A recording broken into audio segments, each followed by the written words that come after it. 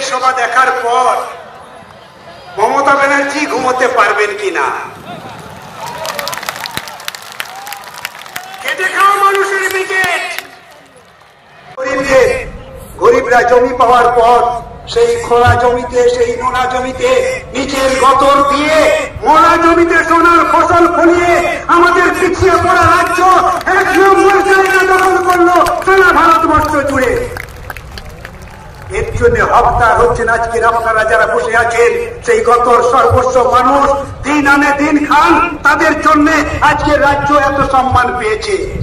সেই লোকগুলো আজকের কাজ পায় না, সেই লোকগুলোর কাজের কোনো গ্যারান্টি নেই, সেই লোকগুলো কাজের কোনো নিশ্চয়তা নেই। দেশ স্বাধীন হয়ে ৭৮ বছর অতিক্রম করলাম, কিন্তু এই গরিব গুরব লোক যারা আজকে দেশটাকে আগলে রাখে, সমাজটাকে আগলে রাখে, তাদের কাজের নিরাপত্তার জন্য, কাজের গ্যারান্টির জন্য পার্লামেন্টে আলোচনা হয় না, বিধানসভায় আলোচনা হয় না। তাই আমরা ঠিক করলাম আমাদের একটা কাজ করে যেতে হবে, একটা আইন চাই গরিবদের জন্য, একটা আইন, যে আইনে সারা দেশের গরিব মানুষ কাজ পাবে, সেই আইন করতে হবে। তার জন্য লড়াই। পার্লামেন্টে ৬২ জন এমপি, আমরা বাইরে পশ্চিমবঙ্গ থেকে স্লোগান উঠলো, সব গরিব খেটে খাওয়া অংশের মানুষকে, মেহনতি করা মানুষকে আমরা ঐক্যবদ্ধ করব। আমাদের রাজ্য সহ গোটা দেশের গরিবদের ঐক্যবদ্ধ করার দায়িত্ব হচ্ছে আমাদের, কৃষকদের ঐক্যবদ্ধ করার দায়িত্ব হচ্ছে আমাদের, আর তোমাদের দায়িত্ব হচ্ছে পার্লামেন্টের ভিতরে যতক্ষণ না গরিবদের ১০০ দিনের কাজের আইন তৈরি হবে ততদিন তোমরা লড়ে যাবে, যতদিন না এই লড়াই সফল হবে ততদিন এই লড়াই চলতে থাকবে। অনেক লড়াই সংগ্রাম, রক্ত ঝরা ঘাম, মাথার ঘাম পায়ে ফেলে সেই লড়াই সংগ্রামের মধ্য দিয়ে সেই আইন আপনারা প্রতিষ্ঠা করেছেন। এখানে যারা এসেছেন আপনারা হচ্ছেন, আপনাদের এই লড়াইয়ের জন্য ভারতবর্ষের অন্য রাজ্য আপনাদেরকে স্যালুট জানায়। পশ্চিমবঙ্গের এই লড়াইয়ের জন্য, পশ্চিমবঙ্গের খেটে খাওয়া কৃষক, ক্ষেত মজুর, শ্রমজীবী মানুষের লড়াইয়ের জন্য আজকের ১০০ দিনের কাজ আমরা পাচ্ছি। কিন্তু দুর্ভাগ্যের হলেও সারা দেশে কাজ হচ্ছে, পশ্চিমবঙ্গে কাজ নেই। আমার নরেন্দ্র মোদী সারা দেশে গরিব মানুষ যাতে কম কাজ পায় তার জন্য প্রত্যেক বছর এই প্রকল্পে টাকা কমায়। আবার বলে আমরা গরিবের সরকার, আমরা আদিবাসী লোক, আদিবাসীদের বন্ধু। কিন্তু আমরা দেখতে পাই এই নরেন্দ্র মোদীরা পার্লামেন্টে আইন পাস করে আদিবাসীদের জমি লুট করে নেয়, আদিবাসীদের রাষ্ট্রপতি করে ওই দ্রৌপদী মুর্মুর কলমে সই করিয়ে নিয়ে গোটা দেশের আদিবাসীদের জমি লুট করা হচ্ছে।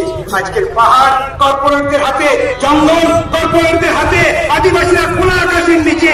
এর জন্য পার্লামেন্টে কোনো আলোচনা নেই। এই জায়গায় দাঁড়িয়ে আমাদের ১০০ দিনের কাজের লড়াই। আমরা বলছি ওটা ১০০ দিন না, ওটা ২০০ দিন করো, আইনি সুযোগ আছে। ওটা ২০০ টাকা নয়, ২৫০ টাকা নয়, ওটাকে ৬০০ টাকা মজুরি দাও। ৬০০ টাকা মজুরি দিলে গোটা রাজ্যের মানুষ, গোটা দেশের মানুষ কাজ পাবে। পরিযায়ী শ্রমিকের সংখ্যাটা কমবে, আর পরিযায়ী শ্রমিকের সংখ্যাটা কমলে আমার আপনার ঘরের ছেলেমেয়েরা স্কুলে যাবে, পঠন পাঠন হবে, দেশটা জানবে, দুনিয়াটা জানবে, পঞ্চায়েতটা জানবে। সেই জন্যই লেখাপড়া দরকার, ওটাকেই আটকাতে হবে। গরিবরা, নেংটি পড়া লোকেরা যত কম জানবে আমি তত বেশি দিন টিকে থাকতে পারবো। তাই ওদেরকে পিছনের দিকে রাখতে হবে, ওদেরকে এগোতে দিলে হবে না। তাই শিক্ষার উপর আক্রমণ করো, অধিকারের উপর আক্রমণ করো। যে শিক্ষা বামপন্থীরা দিয়েছিল ওই শিক্ষা দামাদি করে দাও। হাজার হাজার স্কুল খুলেছে, ওই স্কুল বন্ধ করে দাও।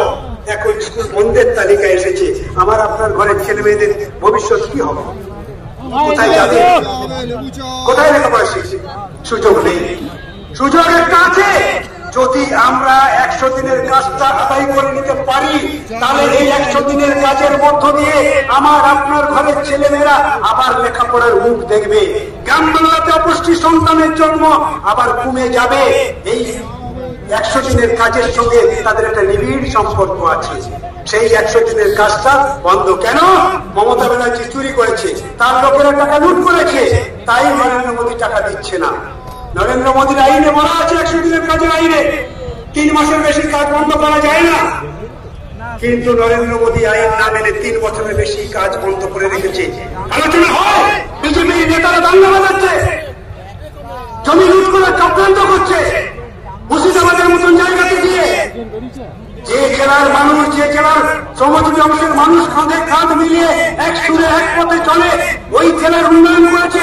সেখানে দাঙ্গা বাঁধাতে হবে, কারণ ওখানকার গরিবরা জোট বাঁধছে, ওরা জোট বাঁধলে আমি জিততে পারবো না, তাই কেন কেন প্রকার দাঙ্গা চাই? এটাই হচ্ছে দেশ যারা চালাচ্ছে। আর আমাদের রাজ্যে যারা চালাচ্ছে তারাও তাদের সঙ্গে একই সঙ্গে সুর মিলিয়ে চলছে। ইনি বলছেন এই 100 দিন বন্ধ হয়ে যাক, আমার দরকার নাই, আমার ক্ষমতা আছে, আমি গরিবের বন্ধু, আমি কর্মশ্রী চালু করব। যে কর্মশ্রীর কোনো সুযোগ নেই কাজ করার, কর্মশ্রীতে কোনো বাজেট নেই, কোনো টাকা নেই, অথচ কর্মশ্রী নিয়ে গোটা রাজ্য জুড়ে একবার বিরাট ঘটা করে প্রকল্প চালু করছে। ভাবটা এরকম দেখাচ্ছে 100 দিনের কাজ না